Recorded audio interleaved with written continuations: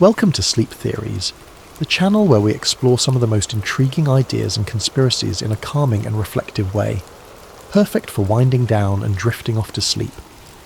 Tonight, we're embarking on a journey into one of the most enduring and mysterious conspiracies of all time, the possibility that the Illuminati might exist. Before we begin, I'd like to invite you to comment below and share where you're listening from and what time it is. It's amazing to think about how we're all connected through these stories and ideas.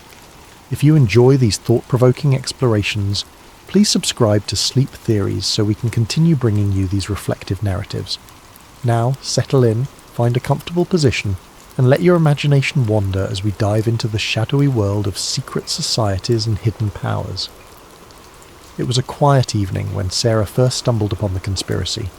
She had been scrolling through her favourite discussion forum, a digital refuge where people from all walks of life shared their curiosity about unsolved mysteries, historical enigmas, and the occasional wild theory. Most nights, the topics were light-hearted. Discussions about famous heists, the existence of extraterrestrial life, or theories about vanished civilizations. These were Sarah's guilty pleasures, a chance to escape the mundane rhythm of her life. But that particular night, a single thread stopped her mid-scroll. Its title, written in bold letters, read, "The Illuminati, Hiding in Plain Sight." Her curiosity piqued. Sarah clicked on the thread, not expecting much. The Illuminati. Of course, she'd heard the term before. Who hadn't? It was a word that seemed to exist on the fringes of mainstream culture, whispered about in pop songs, joked about on late-night talk shows, and hinted at in the cryptic hand gestures of celebrities. To Sarah, it had always been more of a meme than a reality, a fantastical idea too outlandish to be taken seriously.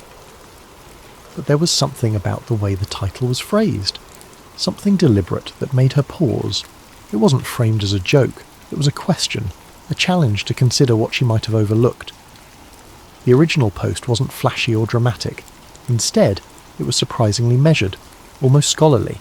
Written by a user who called themselves Truth Seeker, it described years of research into the Illuminati, a name that conjured images of shadowy figures in darkened rooms, plotting the course of the world.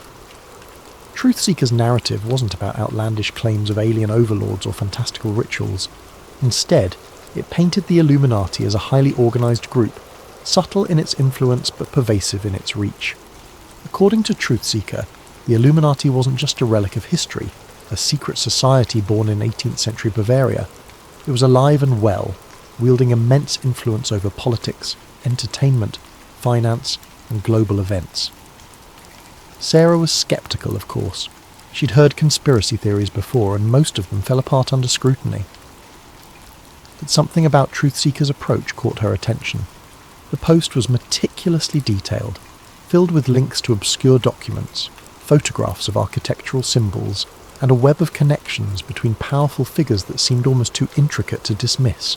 This wasn't a haphazard collection of wild accusations. It was a narrative woven with care, each piece of evidence presented as an invitation to dig deeper. Truth Seeker began with history, grounding their argument in facts that Sarah could verify. The Illuminati, they explained, was founded in 1776 by Adam Weishaupt, a Bavarian professor of canon law. Originally, it was an intellectual movement, a society of thinkers and visionaries dedicated to the ideals of reason, science, and freedom from oppressive institutions. Weishaupt's vision was noble, even radical for its time. But according to Truth Seeker, the organization's original purpose was eventually corrupted. Over the years, the Illuminati transformed from a society of enlightenment into a clandestine group focused on one goal: power. The post continued, outlining how the Illuminati supposedly dissolved in the late 18th century after being outlawed by the Bavarian government.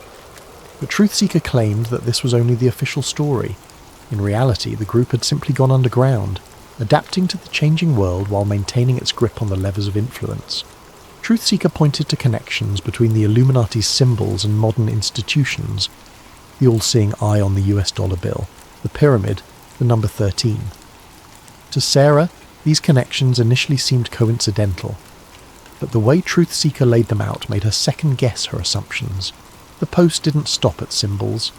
Truth Seeker provided photos of famous landmarks adorned with strange recurring patterns, triangles hidden in cathedral windows, sunbursts carved into government buildings, and intricate mosaics in corporate logos.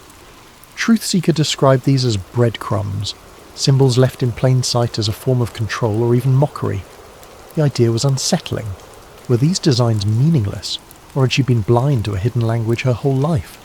The deeper Sarah read, the more she began to question her own perceptions.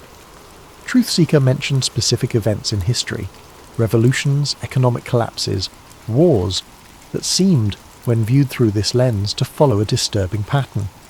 Powerful figures across centuries, from monarchs to billionaires, were linked by their affiliations, their philanthropy, or their mysterious public statements. Truthseeker hinted at a shadow network, invisible yet omnipresent, orchestrating the rise and fall of leaders, the ebb and flow of economies, and even the cultural shifts that defined generations. By the time Sarah reached the end of the post, she felt a strange mix of skepticism and intrigue. Truthseeker's parting words echoed in her mind. The truth is hidden in plain sight. Don't dismiss the signs. Look closer. That night, as she tried to sleep, Sarah found herself replaying moments from her own life. Had she ever noticed symbols in her city? Had a celebrity interview or a corporate logo ever struck her as odd? For the first time, she began to wonder if the world she thought she knew was only a facade, a carefully constructed reality designed to obscure the truth. But the question lingered. If the Illuminati did exist, what was their endgame, and why would they leave clues for people like her to find? She started with the basics. The Illuminati, she learned, was founded in Bavaria in 1776 by a man named Adam Weishaupt. Weishaupt was a professor of canon law and philosophy, a man disillusioned by the grip of religious dogma and authoritarian rule. His vision for the Illuminati was radical for its time, an intellectual movement of thinkers who would promote reason, science, and freedom from oppressive institutions. They called themselves the Enlightened Ones, and their goal was to illuminate the path to a freer, more just society. But as Sarah dug deeper, she began to uncover accounts that painted a much darker picture of the group's evolution. The Illuminati of Weishaupt's time had, according to these theories, become corrupted. Its noble ideals gave way to a hunger for influence and control. Some claim the group had infiltrated powerful institutions, governments, banks, religious organizations, not to reform them, but to manipulate them from within. This wasn't just a society of intellectuals anymore. It was, if the conspiracy held any truth, a shadow government shaping the world to its will. As Sarah delved deeper into her research, she began to notice patterns. There were recurring symbols, the all-seeing eye, the pyramid, the number 13, appearing in places that seemed almost deliberately mundane. She found these motifs in the design of the US dollar bill, with its iconic eye atop an unfinished pyramid, accompanied by the words Annuit Coeptis and Novus Ordo Seclorum. New Order of the Ages, she thought, tracing the Latin with her finger. Was it really just an artistic choice, or was it a hidden message? Sarah began to see these symbols everywhere.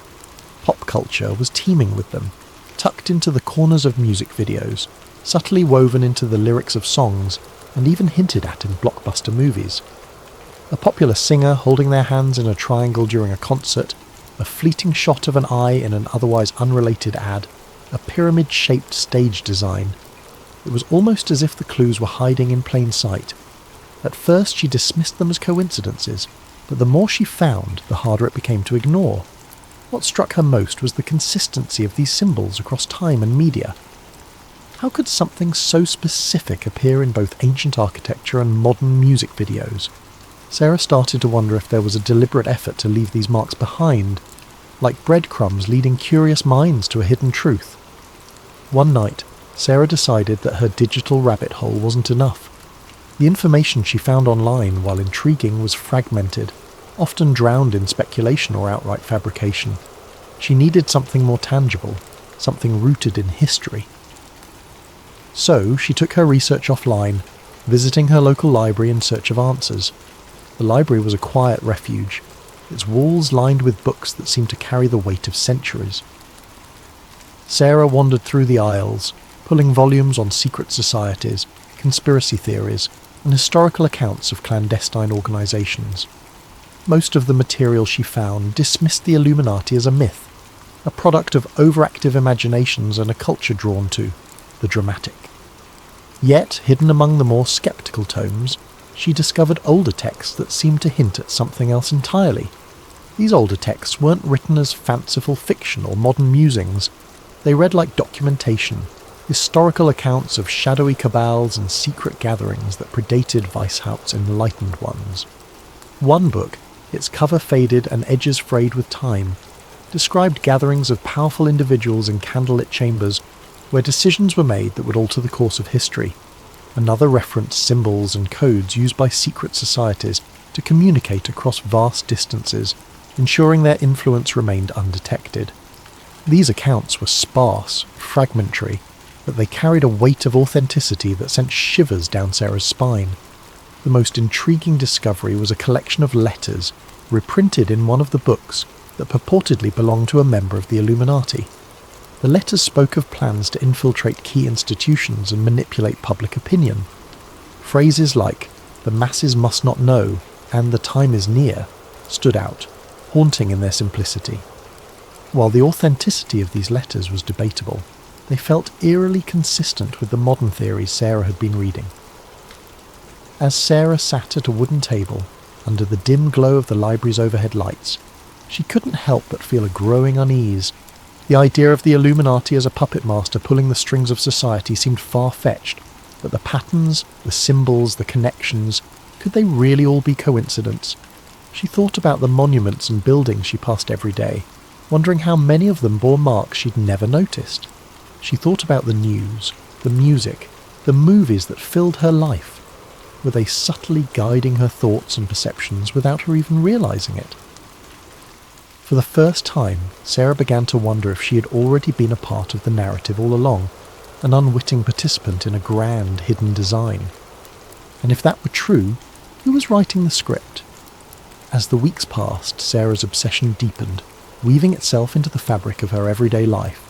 She couldn't drive to work without scrutinizing the logos on billboards or storefronts, searching for hidden meanings in their designs. The triangle on one ad, she convinced herself, bore an uncanny resemblance to the pyramid on the dollar bill.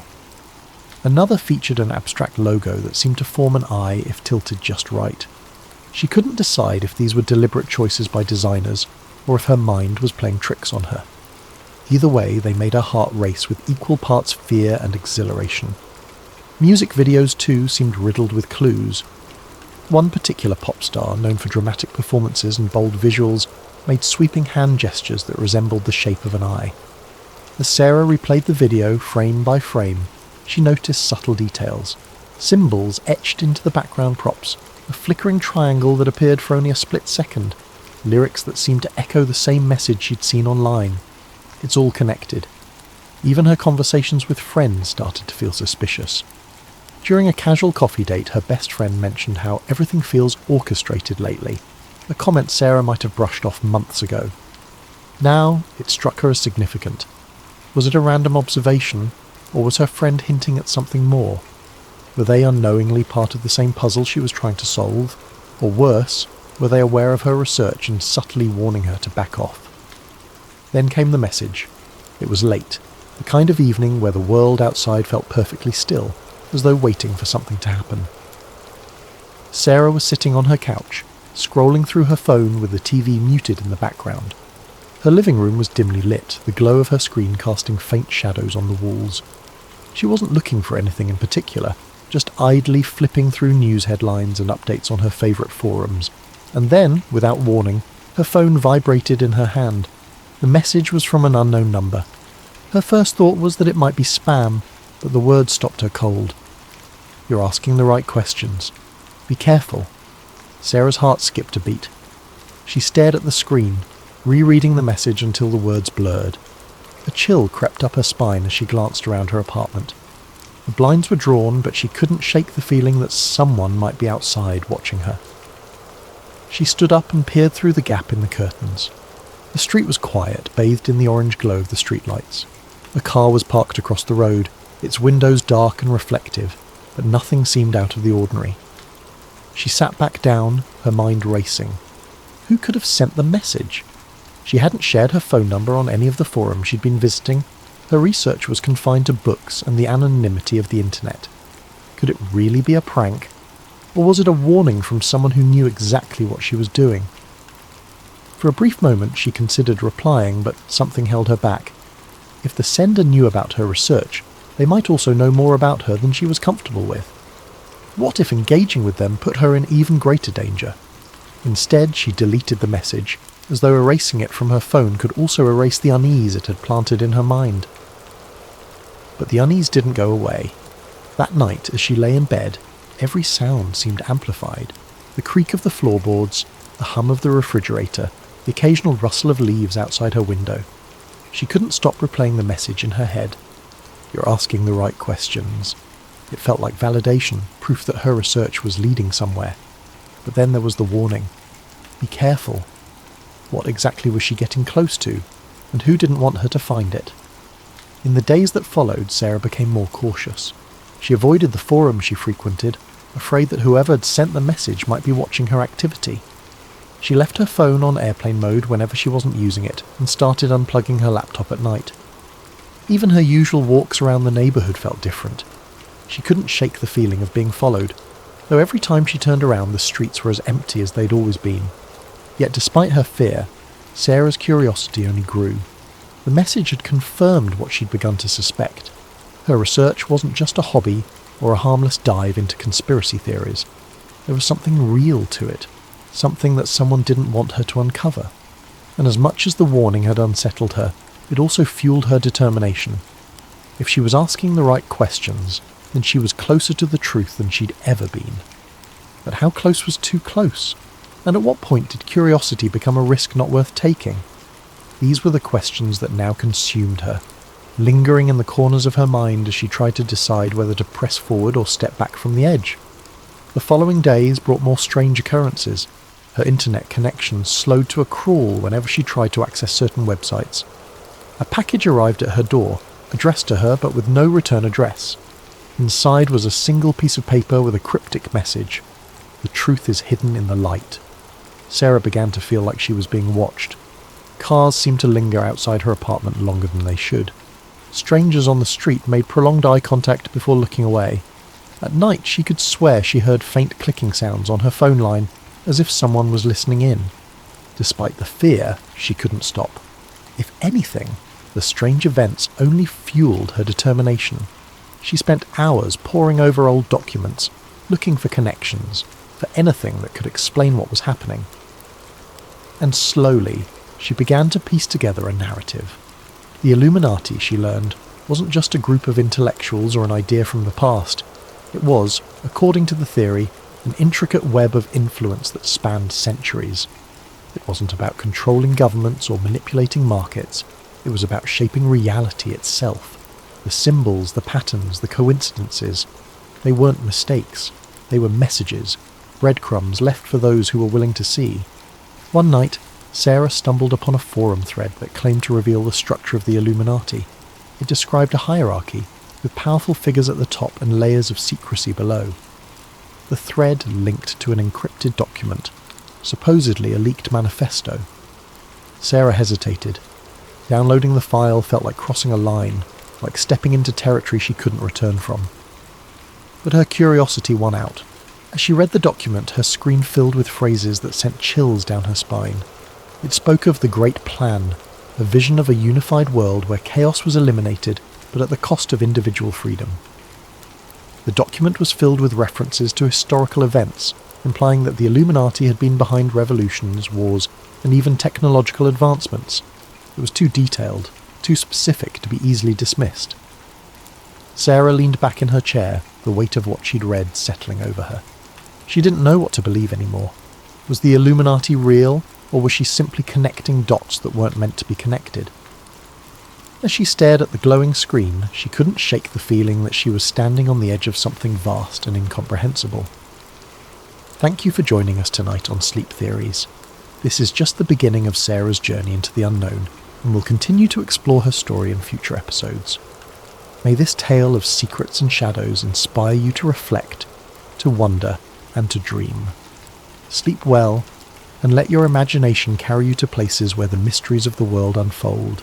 Sweet dreams. It started on an ordinary day for Daniel, a young software engineer with a knack for solving puzzles. His life was structured and predictable. Mornings spent coding, afternoons troubleshooting, and evenings playing video games. But one evening, something changed. As Daniel sat at his desk, the hum of his computer filling the room, he stumbled across a theory he had heard before but had never truly considered: the simulation hypothesis. The idea wasn't new. Philosophers, scientists, and tech enthusiasts had discussed it for years. The premise was simple, yet profound. What if the world around us wasn't real? What if everything, every tree, every cloud, every person, was part of a highly sophisticated computer simulation? Daniel had always dismissed the idea as science fiction, the stuff of movies and novels, but tonight something about it struck a chord. He began reading obsessively, diving into articles, forums, and even academic papers. The theory was grounded in logic, with prominent figures like Elon Musk and Nick Bostrom lending it credibility. Bostrom's argument was particularly compelling. If humanity ever reached a point where it could create hyper-realistic simulations, it was likely that countless simulated worlds would be created. Statistically, the odds of living in the one base reality were slim. Most likely we were already in a simulation. At first, Daniel laughed it off, but the more he read, the harder it became to ignore. Strange memories surfaced, moments from his past that didn't quite add up. A childhood friend he could remember vividly one day seemed like a distant blur the next. Patterns began to emerge in the world around him. Coincidences that felt too perfect, glitches that he had previously chalked up to his imagination. One night, Daniel decided to test the theory for himself. It had been weeks of consuming forum posts, articles, and late-night podcasts about the simulation hypothesis. The idea had started as a passing curiosity, but now it gripped him, gnawed at the edges of his perception, and made him question the very ground beneath his feet. If reality was as structured and artificial as the theories suggested, there had to be a way to prove it, or at least glimpse behind the curtain. He sat at his desk, illuminated by the glow of his computer screen, and began writing a simple program. It wasn't anything extraordinary, just a piece of code designed to generate random numbers. The logic was straightforward. The output should be completely unpredictable. Yet, as he stared at the rows of numbers that scrolled across the screen, he noticed something unsettling. At first it seemed like a coincidence. A number here, a number there, repeating after a few cycles. He rubbed his eyes, convinced he was imagining things, but the more he watched, the clearer the pattern became. Every few intervals the same sequence appeared like a song stuck on loop. The numbers weren't random at all. It was as if an invisible hand was guiding them, injecting order where there should have been chaos. Daniel's heart raced. He ran the program again, tweaking variables, trying different algorithms. Yet no matter how he adjusted the parameters, the pattern remained. It was subtle, but undeniable. It felt deliberate, like someone, or something, wanted him to notice, and that was only the beginning. Once Daniel began paying attention, the glitches seemed to follow him everywhere. Lights in his apartment flickered without warning, even though his landlord had just installed new fixtures. Objects on his desk seemed to shift position when he wasn't looking. His coffee mug moved slightly to the left. A pen rolled a few inches away from where he'd placed it. He told himself he was imagining things, but deep down he wasn't so sure. The strangest moments happened when he ventured outside. On his usual walk to the park, he began to notice strangers behaving oddly. One day, a man in a dark coat walked past him, muttering to himself. Daniel didn't think much of it until later, when he saw the same man again, walking in the exact same way, muttering the exact same words. It wasn't déjà vu. It was like a scene repeating in a poorly rendered video game. And then there was the bird.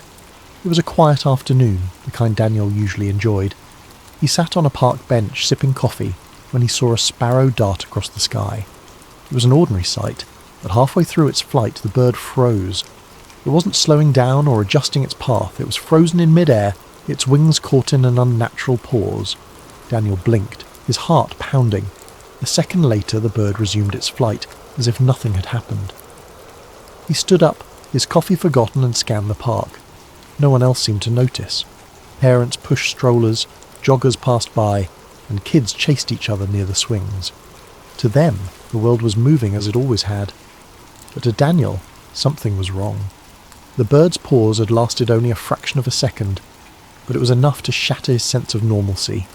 He began to see these glitches everywhere. A car parked on the street blinked out of existence for a moment, only to reappear in the same spot as if nothing had happened. Digital clocks glitched, showing impossible times, 4:73 a.m. or 25:01 p.m, before correcting themselves. Even conversations with strangers felt scripted. A cashier at the grocery store repeated the same phrase twice, word for word, with the same intonation and rhythm, as though she had been reset mid-sentence. Daniel couldn't escape the feeling that the world around him was unravelling. Or perhaps it wasn't unravelling. It was revealing itself layer by layer, as if daring him to dig deeper. As weeks passed, Daniel's obsession consumed him, like a fire spreading through dry wood. What had started as a casual curiosity about simulation theory had evolved into an all-encompassing fixation. His once tidy apartment now resembled a war room. Walls covered in hastily scribbled notes, strings of red yarn connecting photographs and diagrams, and stacks of open books teetering precariously on every available surface. The soft glow of computer screens illuminated the chaos, their hum a constant background noise as Daniel delved deeper into his quest for answers.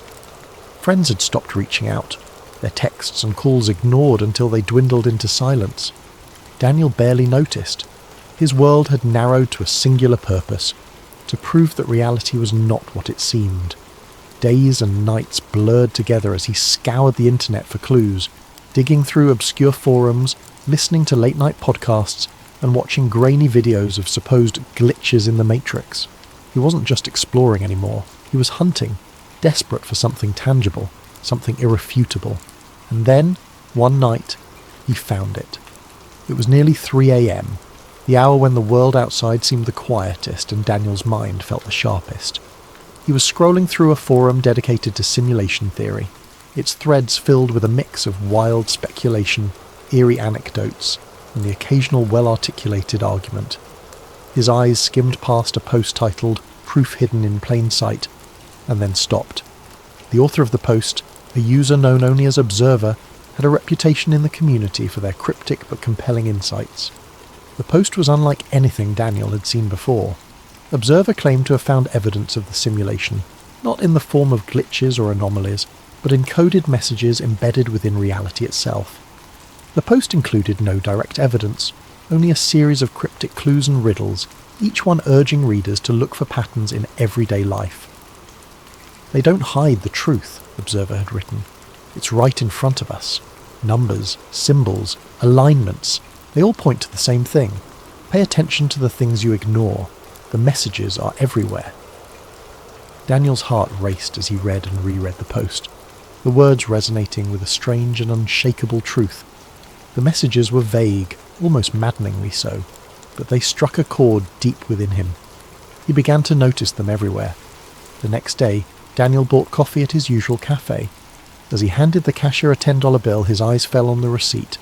The total was $4.42, an unremarkable amount until he noticed the timestamp printed at the bottom, 4:42 p.m.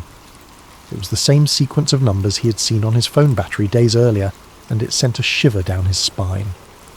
Later that evening, as he walked through his neighbourhood, he passed a billboard advertising a clothing brand. The slogan, written in bold, sleek font, read, "It's all connected." It wasn't the kind of phrase that would normally catch his attention, but tonight it stopped him in his tracks. The words seemed directed at him, as though they were a private message hidden in plain sight. And then there were the stars.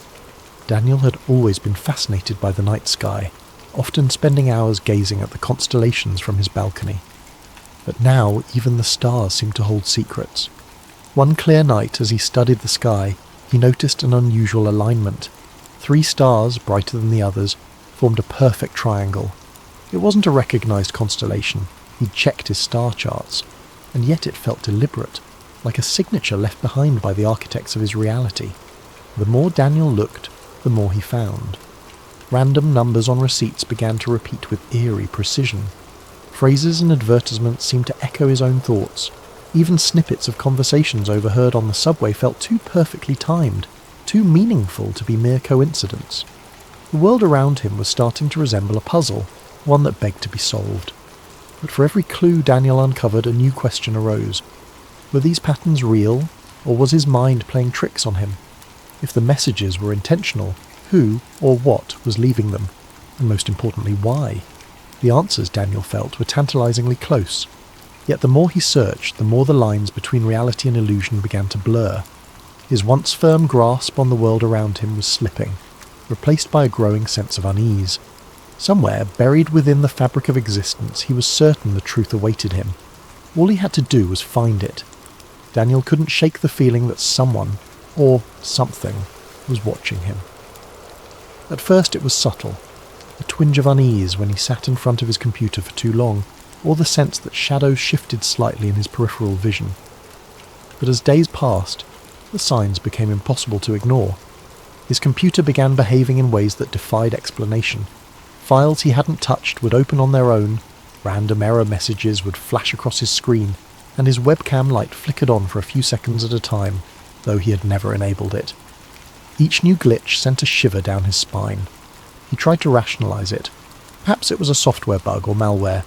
He ran scans, reinstalled programs, even replaced his webcam entirely. But the anomalies persisted, and with each one, the sensation of being observed grew stronger, like an invisible presence was scrutinizing his every move. Then came the night everything changed. It was late, well past midnight. The quiet hum of the city outside was barely audible over the faint whir of Daniel's computer fan.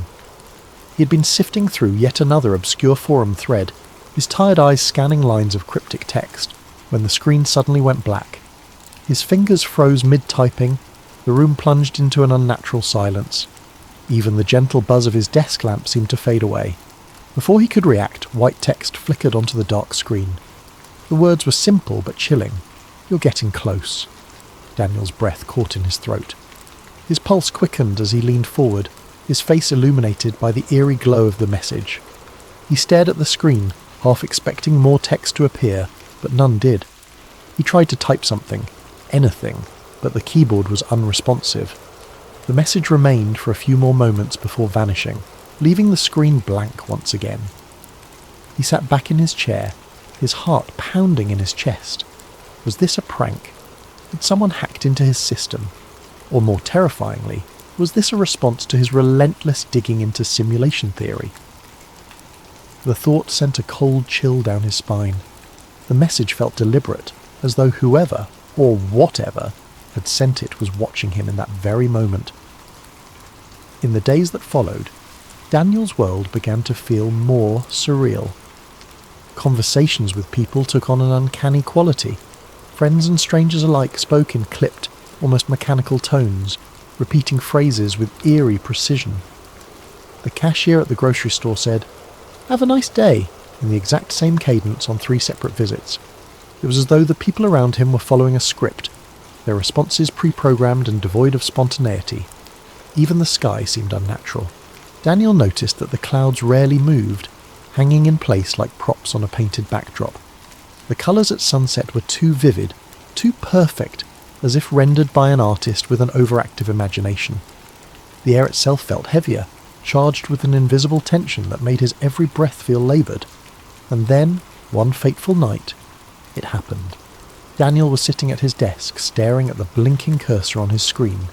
He had been trying to write down his thoughts, to make sense of the strange events that had been unfolding. But his mind was a whirlwind, and the words refused to come. Suddenly the lights in his apartment flickered and went out. The hum of his computer died, plunging the room into an almost oppressive silence. He sat motionless, his eyes adjusting to the darkness. For a moment he thought the power outage was a coincidence, a mundane inconvenience. But then, in the corner of the room, a faint glow began to emerge. It wasn't the warm light of a candle or the cold blue of an LED. It was something entirely otherworldly, shifting in colour and intensity like a living entity. The glow grew brighter, pulsing rhythmically as it filled the room with an ethereal light. Daniel's breath hitched as he stood, his movements slow and cautious. Within the glow he began to see patterns, lines of cascading numbers and symbols, shimmering and shifting like the surface of a disturbed pond. The symbols moved too quickly to comprehend, but their presence felt purposeful, as though they were the very building blocks of reality itself. It was as if a veil had been lifted, exposing the intricate machinery that lay beneath the surface of his world. Daniel's chest tightened, his mind racing with questions and fears. Was this the truth he'd been searching for? Was he witnessing the raw code of the simulation? Or was his mind playing tricks on him, conjuring visions from the depths of his obsession? Compelled by a mix of terror and curiosity, Daniel reached out. His fingers trembled as they moved closer to the glowing mass. The moment his hand made contact, a surge of energy coursed through him, jolting him like a bolt of lightning. He gasped, his vision flooded with a kaleidoscope of images and sensations.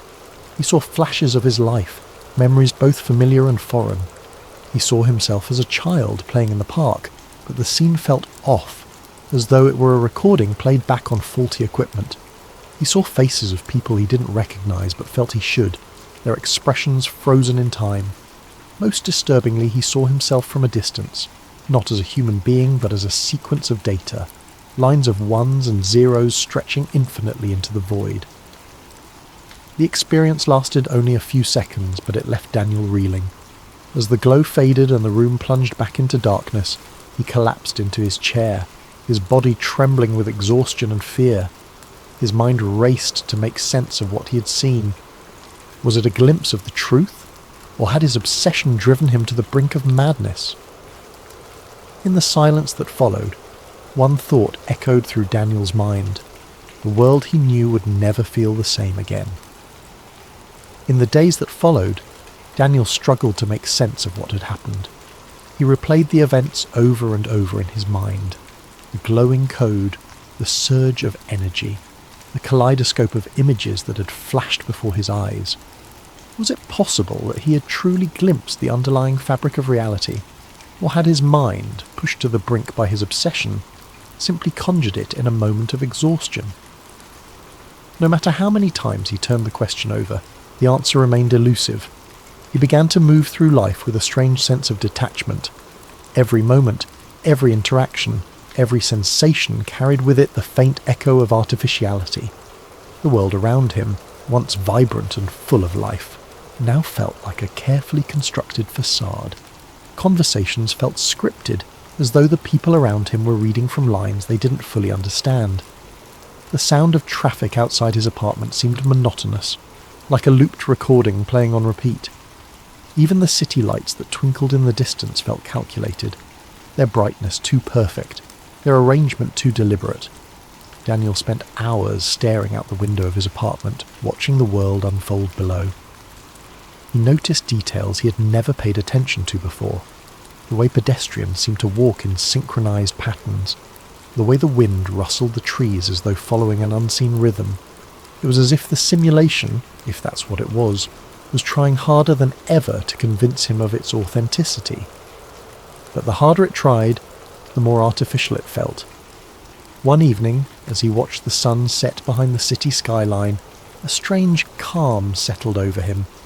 The colours of the sky, vivid oranges and purples fading into deep blue, felt impossibly beautiful, almost as if they had been painted just for him. And in that moment, Daniel realised something profound. Whether the world was real or simulated didn't matter. His experience of it was all he had, and it was no less meaningful for being uncertain.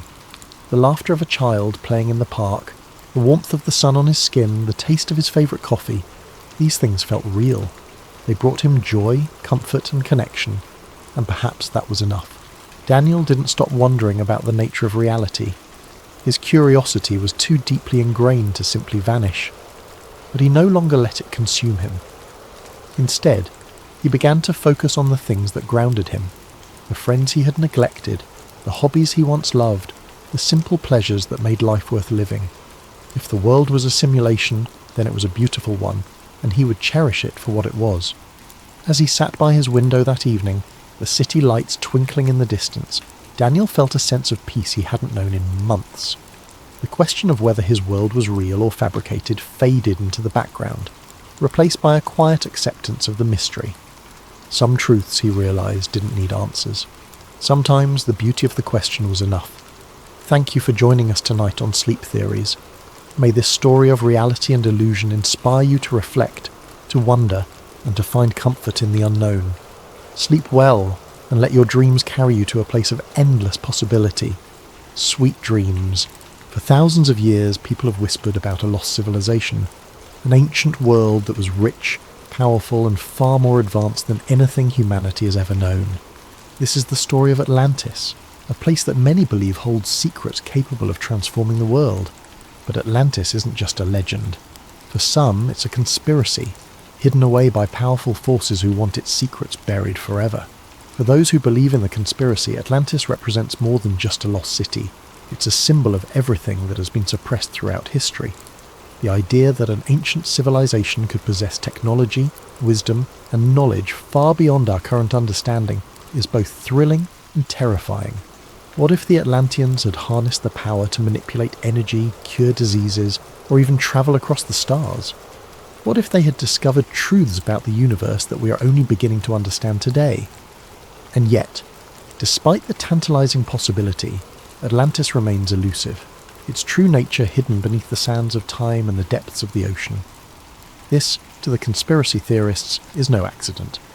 They argue that powerful elites, whether governments, shadow organizations, or ancient secret societies, have worked to keep the truth about Atlantis buried, believing that such knowledge could destabilize the world's current power structures. Imagine the upheaval that would follow if such a discovery were to be made public. Industries built on oil and energy would collapse. Technologies we have only dreamed of could become reality, and the entire way we understand human history might be turned upside down. The very fact that Atlantis remains unfound only strengthens the belief that these powerful forces are actively suppressing the truth. The story of Atlantis, then, is not just a story of a lost civilization. It is a story of control, of how those who hold power might go to extreme lengths to prevent the masses from uncovering a truth that could change everything. The conspiracy doesn't just suggest that Atlantis was a real place. It proposes that what Atlantis represents is so dangerous, so revolutionary, that it must be kept hidden at all costs. The story of Atlantis begins with the ancient Greek philosopher Plato, who around 360 BC wrote about an extraordinary civilization that existed 9,000 years before his time. In his dialogues, Timaeus and Critias, Plato described Atlantis as a vast island empire beyond the Pillars of Hercules, the area we now know as the Strait of Gibraltar. Atlantis was a civilization with unmatched wealth and power, boasting vast resources, advanced architecture, and knowledge beyond the understanding of other cultures. The Atlanteans, however, grew arrogant and morally corrupt, challenging even the gods. As punishment, the gods supposedly sent a cataclysmic disaster that sank the entire island in a single day and night, taking the city and its secrets with it to the bottom of the ocean. For centuries, many believed Plato's story was merely a legend or an allegory. But over time, Atlantis transformed from a mythical place into a real mystery, captivating explorers, archaeologists, and conspiracy theorists alike. The story grew as new theories surfaced, each claiming Atlantis might not only have been real, but might also hold answers to some of humanity's deepest questions. As explorers searched for Atlantis, they proposed countless possible locations. Some pointed to Santorini, a Greek island that suffered a massive volcanic eruption that wiped out a flourishing civilization around 1600 BC. Others looked to the waters off the coast of Spain, believing underwater structures found there might be remnants of the lost city. There were even more far-flung theories that placed Atlantis in South America, under Antarctica's ice, or in the Sahara Desert, where a strange ring-like structure known as the Richat structure, nicknamed the Eye of the Sahara, resembles Plato's description of concentric rings in the city's design. Beyond the search for a physical location, the mythological aspects of Atlantis have fascinated scholars and storytellers for centuries. In Greek mythology, Atlantis represents more than just a city. It's a symbol of humanity's reach for greatness and the tragic downfall that often accompanies it. Plato's account of Atlantis wasn't just about an advanced civilization. It was a tale of ambition, power, and ultimately, divine retribution. In his dialogues, Plato presents Atlantis as a place blessed by the gods, particularly Poseidon, the god of the sea. According to legend, Poseidon created Atlantis by carving an island for his beloved mortal wife, Plato. They had 5 sets of twin sons who became the kings of the island, dividing it into 10 distinct kingdoms. The Atlantean kings ruled over the people and were initially just, wise, and aligned with the virtues Poseidon embodied: balance, power, and respect for nature. However, over generations, the Atlanteans began to drift from these virtues, becoming increasingly greedy, corrupt, and hungry for domination. Their once harmonious society fell victim to excess, losing touch with their divine origins. This moral decline is crucial to understanding Atlantis as a myth. The Atlanteans' downfall wasn't merely a result of natural disaster, but was symbolic of divine punishment. In the ancient world, myths often served as warnings, teaching that pride and moral corruption would invite the wrath of the gods. When the Atlanteans turned away from their principles, Zeus, the king of the gods, called a council to punish them for their hubris. In a single day and night he sent earthquakes and floods that sank the entire civilization beneath the ocean, erasing it as if it had never existed. This mythological element emphasizes the idea that Atlantis represents a golden age of human potential, lost to greed and arrogance, a recurring theme across many ancient tales. Some researchers have even suggested that the story of Atlantis draws from older myths that span multiple cultures. Similar tales of lost cities and sunken lands appear in the lore of other civilizations. The ancient Mesopotamians told the story of a great flood in the Epic of Gilgamesh, which has striking parallels to both the Atlantis myth and the biblical flood in the story of Noah's Ark. In Hindu mythology there are references to a great ancient city named Dwarka, which was submerged by the sea after a cosmic battle. These stories collectively paint a picture of a recurring archetype in human consciousness, a fear of losing everything to the forces of nature or to the gods as a punishment for moral failure. Atlantis also evokes the concept of a lost paradise, similar to the Garden of Eden in Abrahamic traditions. Like Eden, Atlantis is thought to have been a place of purity, wisdom, and divine connection, lost because humanity strayed from its original path. In this way, Atlantis serves as both a cautionary tale and a reminder of humanity's potential, a vision of a time when humans were closer to the gods, possessing wisdom and technology that have since been forgotten. In esoteric traditions and mysticism, Atlantis has taken on an even deeper significance. Some mystics believe that Atlantis was not only advanced technologically, but also spiritually. The Atlanteans, according to these accounts, were highly enlightened beings who had mastered forms of energy and consciousness far beyond what we know today. Some stories describe the Atlanteans as being able to communicate telepathically, access different planes of existence, or even achieve physical immortality. In these mystical views, the fall of Atlantis wasn't just a loss of a city, but the loss of a spiritual and intellectual height that humanity has not yet regained. For many in modern times, Atlantis has come to represent an idealized utopian society, a lost civilization that embodied humanity's greatest strengths and fell to its greatest weaknesses. It is both a paradise lost and a cautionary tale, warning of the dangers that come with power, arrogance, and the abandonment of moral principles. The story of Atlantis endures because it reflects timeless human themes, resonating across cultures and centuries, blending historical speculation with deep mythological roots. In the end, whether Atlantis was a real place or simply a product of myth, it serves as a powerful symbol in our collective imagination, a reminder of both the heights humanity can reach and the depths to which it can fall. But where Atlantis might lie buried is just one piece of the mystery. What really fuels the conspiracy are the claims of what might be hidden there. According to some theories, Atlantis was a civilization so advanced that it possessed technology far beyond anything we have today. Many believe the Atlanteans had discovered a limitless source of energy, supposedly harnessed through massive crystals that channeled energy across the city, powering everything from their transportation systems to their weaponry. Others speculate that the Atlanteans had mastered flight, agriculture, and medicine in ways we still don't fully understand. If true, such discoveries would be invaluable to the modern world, and perhaps that's exactly why some argue the powers that be don't want us to find it. This is where the conspiracy deepens. According to theorists, there are powerful groups, governments, corporations, even religious institutions that know the truth about Atlantis and have been actively working to keep it hidden. Why? Because if Atlantis' secrets were uncovered, they could threaten the global power structure as we know it. Imagine what would happen if an ancient sustainable energy source were discovered, one that could replace fossil fuels overnight. Entire industries would collapse, and the world's economic order would be thrown into chaos.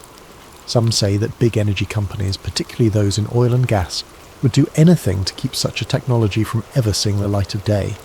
The conspiracy stretches beyond just governments and corporations. Some even believe that religious organizations, particularly the Vatican, might be involved. Throughout history, the Church has guarded countless ancient texts and artifacts, many of which remain locked away from the public. Conspiracy theorists argue that the Vatican might be hiding documents that contain details of Atlantis' history or even instructions on how to harness its technology. If Atlantis existed and held advanced knowledge, it would call into question our current understanding of human history, evolution, and ancient civilizations. It might suggest that humanity's origins are far older and more complex than we think, perhaps even influenced by extraterrestrial beings. Yes, extraterrestrials. Another popular theory in the Atlantis conspiracy suggests that the Atlanteans were either in contact with aliens, or might even have been extraterrestrials themselves. Proponents of this idea point to ancient legends from around the world, which tell of gods descending from the sky, bringing advanced knowledge to early human civilizations. Some conspiracy theorists believe that these gods were actually aliens who shared their technology with the Atlanteans. This theory ties into the broader ancient astronaut hypothesis, which claims that extraterrestrials have influenced human development throughout history. If this theory holds any truth, then Atlantis wasn't just an advanced city, it was a bridge between humans and otherworldly beings. But every time researchers get close to finding concrete evidence, something strange seems to happen. Some claim that underwater expeditions have mysteriously lost funding, that valuable documents have disappeared, or that independent researchers have been silenced. There are rumours of researchers who came too close to finding Atlantis suddenly facing threats, lawsuits, or even accidents. To conspiracy theorists, these stories aren't coincidences. They're proof of a deliberate effort to bury the truth.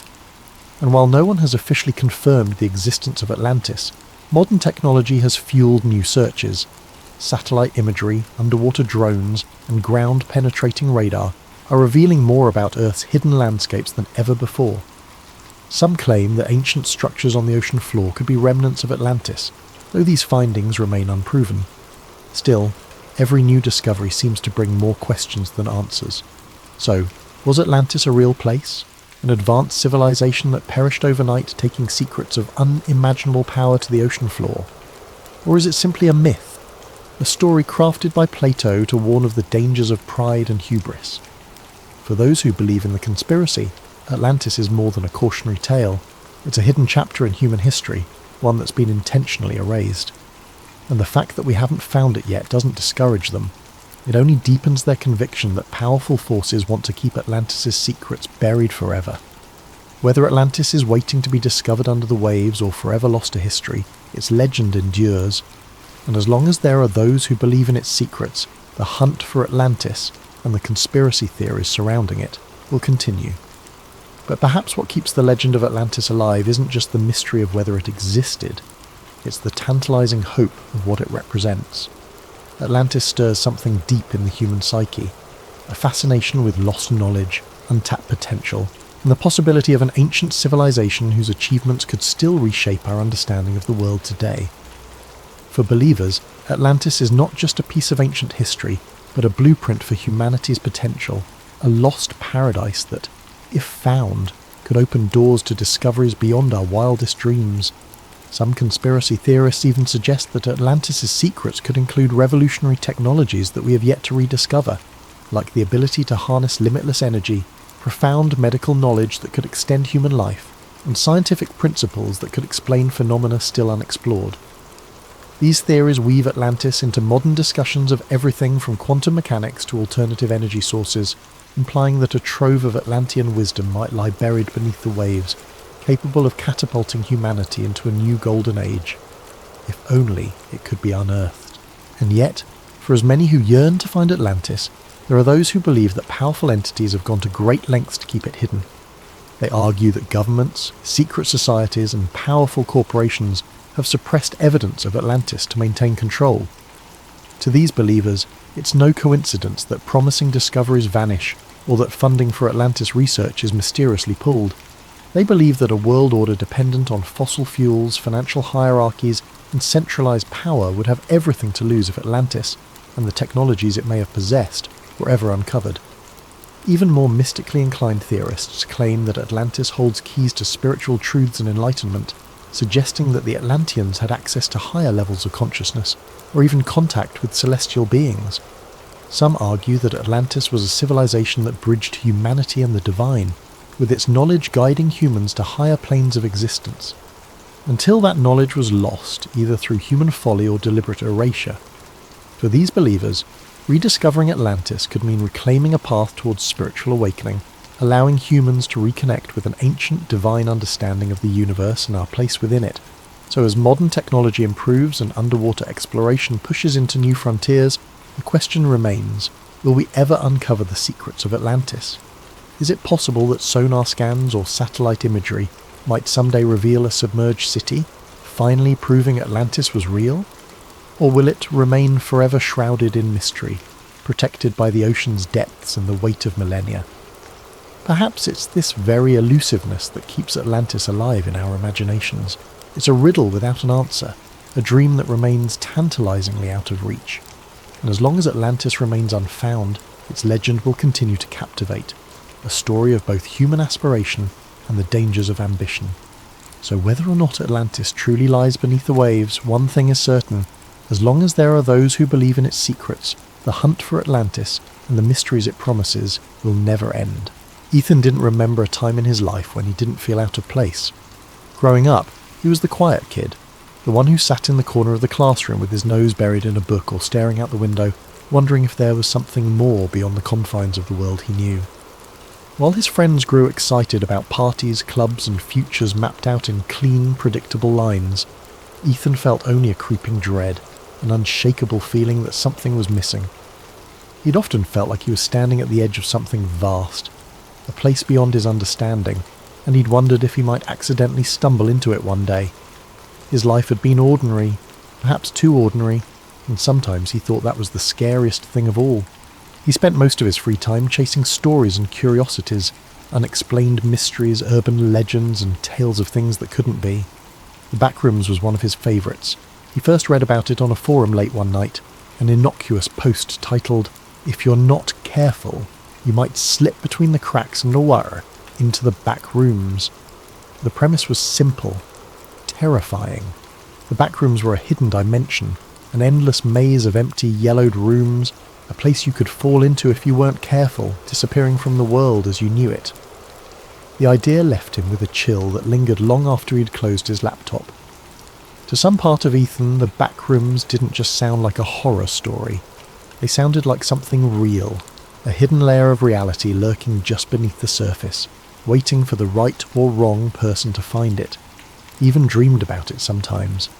His curiosity deepened into a quiet obsession, and he'd spend hours researching theories, reading accounts from people who claimed to have seen glimpses of it or felt its strange pull in the periphery of their lives. This fascination made him feel alive, but it also made him reckless. He began to wonder what it would feel like to slip between the cracks himself, to see if a place like the Backrooms could really exist. He'd explore abandoned buildings on weekends, walk the quiet, empty halls of his university late at night, always searching for something just out of reach. It became his ritual, a strange comfort that filled the gap he couldn't explain, that constant need to find something beyond the mundane. It was a normal Thursday afternoon, and Ethan was on his way home from a late night of studying in the library. He was tired, his head aching from hours of staring at his laptop screen. His thoughts were muddled as he waited for the elevator to take him down to the parking lot. When the doors finally slid open, he stepped inside, pressed the button for the ground floor and closed his eyes, leaning against the wall for a moment. That was when it happened. With a sharp jolt, the elevator stopped, sending a shock through Ethan's body and jolting him upright. He opened his eyes, blinking in confusion, but there were no lights, no numbers indicating what floor he was on. Only a dim, sickly yellow glow filtered through the tiny window in the elevator door. Confused, he pressed the door open button, hoping to see something familiar. The doors shuddered open with a creak, revealing a room, Not the parking lot, not even the dimly lit hallway of his university building. Just an empty room with faded, peeling wallpaper and harsh fluorescent lights buzzing overhead. Ethan hesitated, peering out into the strange expanse. The wallpaper was an ugly, sickly yellow, dotted with tiny, unrecognisable stains, and the floor was covered in cheap industrial-grade carpet that looked damp in places. The hum of the lights seemed louder out here, a grating drone that wormed its way into his skull. He felt his stomach churn, a deep primal unease settling over him. Taking a deep breath, he stepped out of the elevator. The doors closed behind him with a loud clang, but when he turned around, the elevator was gone. Nothing but an empty wall stood where it had been. Panic started to creep in as he took a step back, then another. This can't be real, he whispered to himself. His voice sounded strange, swallowed by the space around him. He turned, looking around, but all he could see was a vast stretch of identical yellow-tinted rooms. There was no end in sight, only more walls, more corners leading into more of the same. He tried calling out, his voice echoing faintly, swallowed by the relentless hum of the lights. "Hello? Is anyone here?" Silence answered him, thick and oppressive. With no other option, he started to walk, hoping that if he went far enough he'd find an exit, or at least someone who could explain this bizarre place. His footsteps were muffled by the carpet, and the further he walked, the more the rooms seemed to blend together. Every corner, every turn looked exactly the same, an endless maze of empty, deserted spaces. After what felt like hours of wandering, Ethan's initial fear dulled into a kind of numb desperation. He began to feel disoriented, the sameness of the place eating away at his sense of time and direction. His throat felt dry, and he realised he hadn't seen any signs of water, food, or even another living soul. Just endless rooms and the nauseating stench of stale air. Then he saw it. A shadow, flickering just beyond the edge of his vision, barely noticeable against the yellow walls. He froze, his heart pounding. The shadow was moving. "Hello," he called out again, his voice cracking. "Is someone there?" The shadow darted out of view, slipping around a corner before he could get a good look at it. His instinct was to run, to get as far away from that shadow as possible, but something compelled him forward. A morbid curiosity mingled with the faint hope of finding another human being in this nightmare. He crept forward, rounding the corner, but the shadow was gone. He continued down the hallway, the humming lights above creating a strange hypnotic rhythm that made his thoughts feel hazy and slow. Just as he was about to turn back, he heard a sound. It was faint, almost like a soft shuffling, as if something was dragging across the carpet. He held his breath, his heart hammering as he strained to hear. The sound grew louder, closer, until he could make out a strange, uneven rhythm, as though whatever was moving didn't have the same number of limbs as he did. He turned to face the direction of the noise, his eyes wide with terror. Emerging from around a corner was a figure, tall and impossibly thin, with limbs that seemed too long, too stretched, as though they'd been pulled like taffy. Its skin was pale, almost translucent, and its eyes were wide and empty, two hollow sockets that seemed to drink in the dim light around them. Its mouth stretched into a grotesque, gaping grin, filled with rows of needle-like teeth. Ethan stumbled back, his hand flying to his mouth to stifle a scream. The creature tilted its head, studying him with an unnervingly calm curiosity, as if it were examining a particularly interesting bug. Then, slowly, it began to move forward, each step deliberate and unnatural, its joints bending at impossible angles. Paralysed by fear, Ethan's mind screamed at him to run, but his legs felt like lead. The creature was only a few feet away now, its twisted form looming over him, filling the space with an overwhelming sense of dread. Finally, his survival instincts kicked in, and he spun on his heel, sprinting back the way he'd come. He could hear it behind him, that terrible shuffling sound as it followed, closing in with an eerie persistence. His breath came in ragged gasps, his heart pounding so loudly it nearly drowned out the hum of the lights. He took random turns, ducking through rooms and around corners, hoping to throw it off his trail, but no matter how far he ran, he could still feel its presence lurking just out of sight. As he rounded another corner, he stumbled into a different room. This one was larger than the others, with a ceiling that seemed to stretch up impossibly high, vanishing into darkness. In the centre of the room was a single decrepit armchair, facing away from him. He was too tired to question it, his legs shaking as he collapsed against the wall, breathing heavily. For a moment he allowed himself to hope that he had finally lost the creature. But then a voice, a low, raspy whisper, filled the room, coming from somewhere near the armchair. "Why? Did you come here?" Ethan's heart skipped a beat. The voice was quiet, almost gentle, but there was something sinister lurking beneath it, a malevolent edge that made his skin crawl. I don't know how I got here," he managed to stammer, his voice barely a whisper. The armchair creaked, as if someone was shifting in it, though he still couldn't see who or what was sitting there. "No one comes here by accident," the voice replied, a hint of amusement in its tone. "You wanted to be here. You're one of us now." Ethan shook his head, panic rising in his throat. "I don't belong here. I didn't mean to come here." The chair creaked again, and Ethan could feel the thing in it watching him, though he couldn't see its face.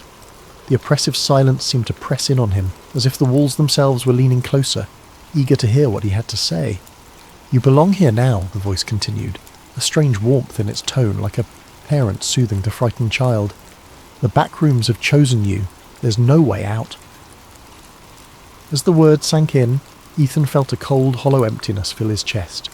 He wanted to scream, to run, but he was too exhausted, too drained by the endless maze of rooms and the oppressive hum of the lights. He sank to his knees, his mind racing, searching for some semblance of hope, some way to escape this nightmare. But deep down, he knew the truth. There was no way out. The backrooms were endless, a labyrinth of yellow walls and flickering lights, stretching on forever, trapping him in their suffocating embrace. The thing in the armchair chuckled softly, a sound that echoed off the walls, filling the room with a dark, mocking joy. "Welcome home, Ethan," it whispered. And as the lights flickered above him, casting long shadows that seemed to close in from every corner, Ethan felt himself slipping away, the last fragments of his sanity dissolving into the hum of the fluorescent lights. He was home. After his harrowing escape from the back rooms, Ethan struggled to return to his normal life. He tried to convince himself that it had been a nightmare, the result of exhaustion and a wandering mind. But deep down, he knew the truth.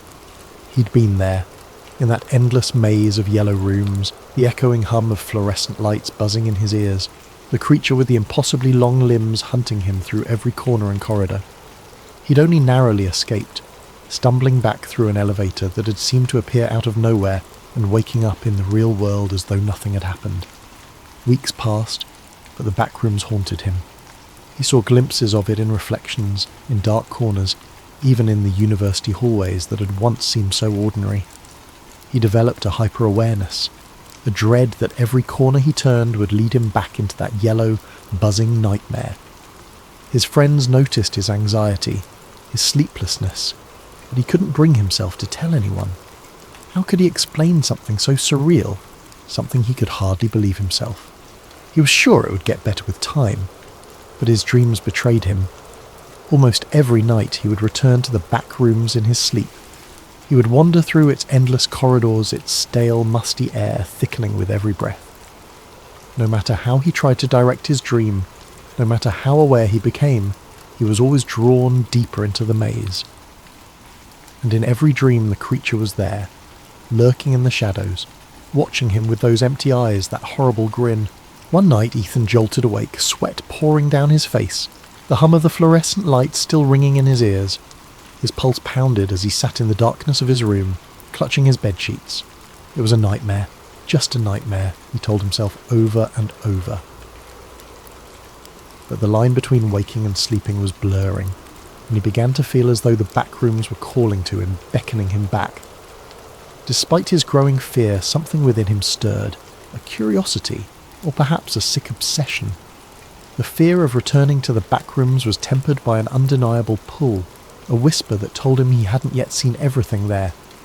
He was certain it would swallow him whole if he went back, but some part of him felt he had to know the truth of what lay beyond those endless yellow rooms. The uncertainty gnawed at him, tugging at the back of his mind until he could think of little else. One Friday night, after another sleepless week, he gave in.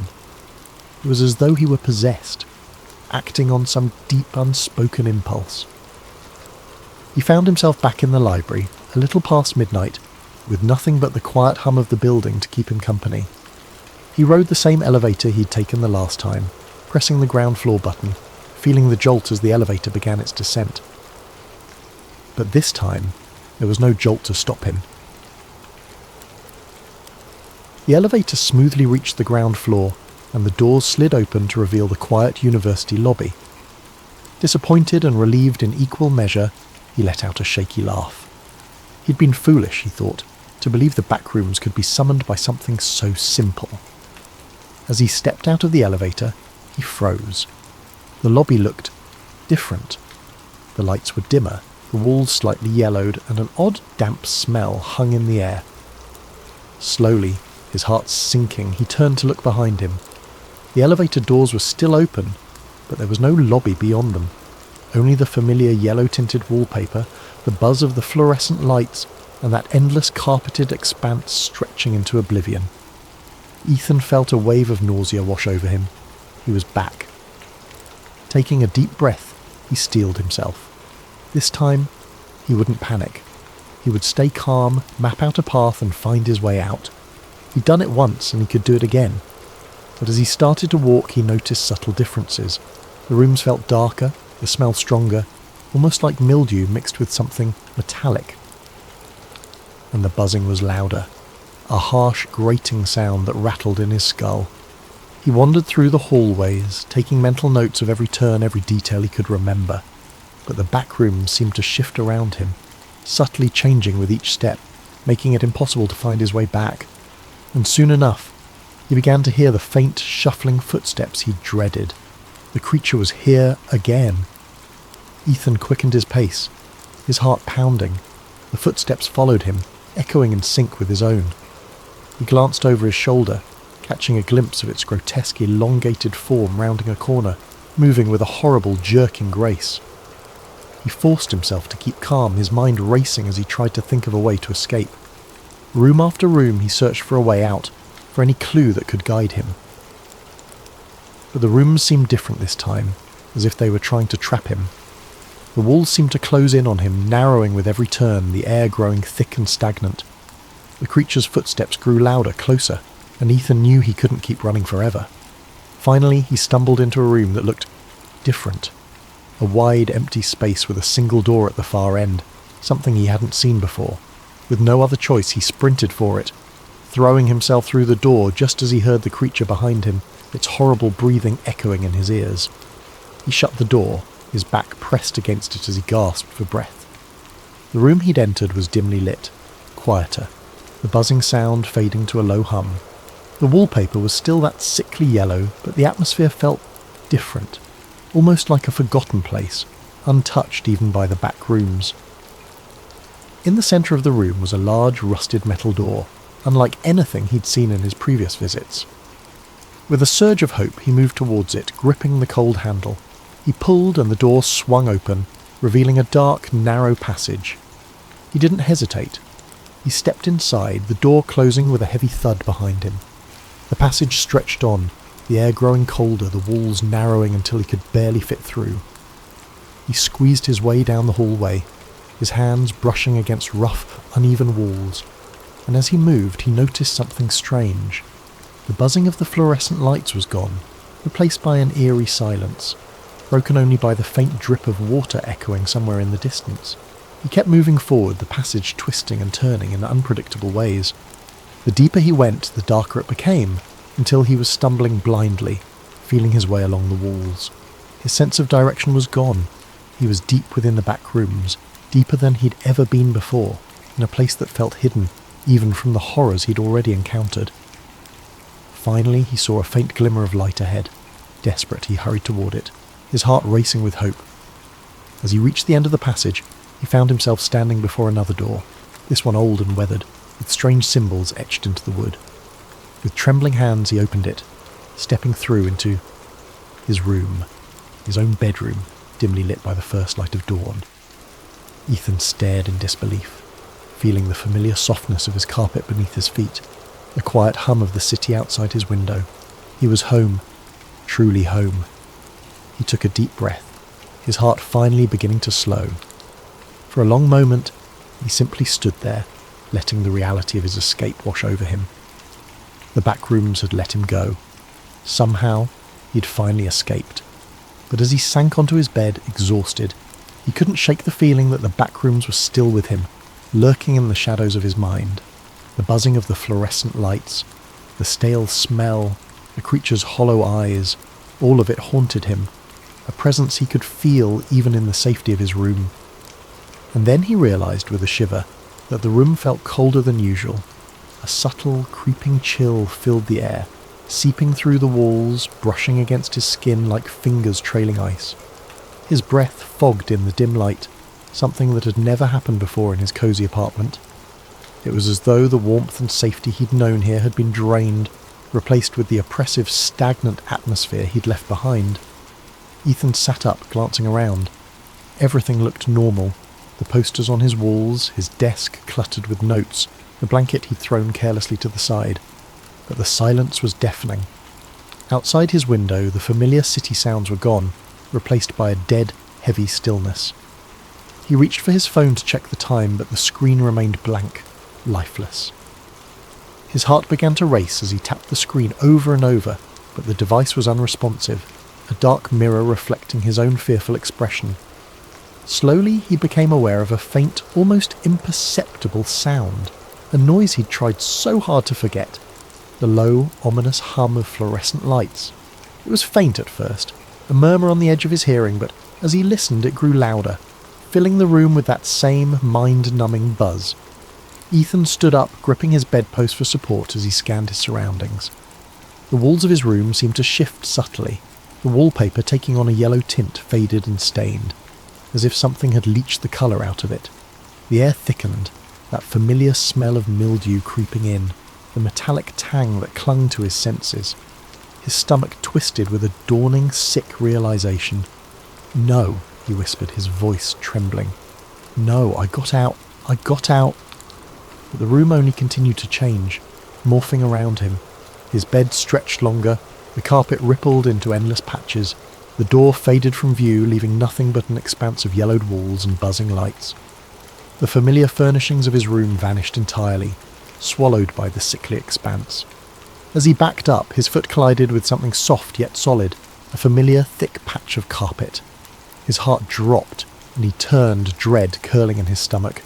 The backrooms had found him again, and this time, he feared, it would never let him go.